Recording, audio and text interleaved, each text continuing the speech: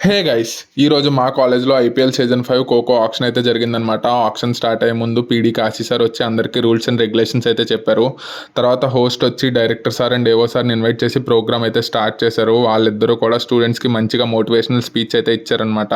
అదయ్యాక HOD madam వచ్చి students చదువులోనే కాదు అన్ని రంగాల్లోనూ కూడా ముందుండాలని చెప్పి ఎంకరేజ్ చేశారు. వీళ్ళందరూ మా college content creators and editors అనమాట.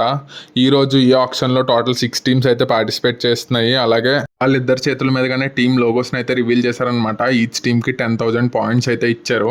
టీమ్ మెంటర్స్ కింద మా కాలేజ్ లేడీ ఫ్యాకల్టీని అయితే అసైన్ చేశారనమాట. తర్వాత ఏ టీమ్‌కి ఆ టీమ్ స్వాగ్స్ అలొకేట్ చేసి బిడ్డింగ్‌ని అయితే స్టార్ట్ చేశారు.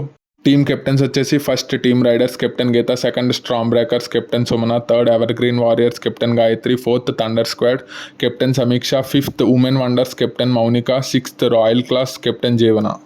తర్వాత ప్లేయర్ ప్రొఫైల్స్ అయితే డిస్ప్లే చేశారు. మినిమం బిడ్ వాల్యూ వచ్చేసి 100 points and maximum bid value వచ్చేసి 8,900 పాయింట్స్. ఏ టీమ్ అయితే హైయెస్ట్ బిడ్ చేసిందో వాళ్ళకి అసైన్ చేశారు. ఎందుకంటే ఈచ్ టీమ్కి 12 ప్లేయర్స్ ఉండాలి కాబట్టి.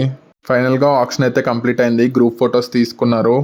ఓవరాల్ 150 ప్లేయర్స్ అయితే రిజిస్టర్ అయ్యారు. మిగిలిన ప్లేయర్స్ని లక్కీ డిప్పేసి టీమ్స్కి అసైన్ చేస్తారు. Thanks for watching.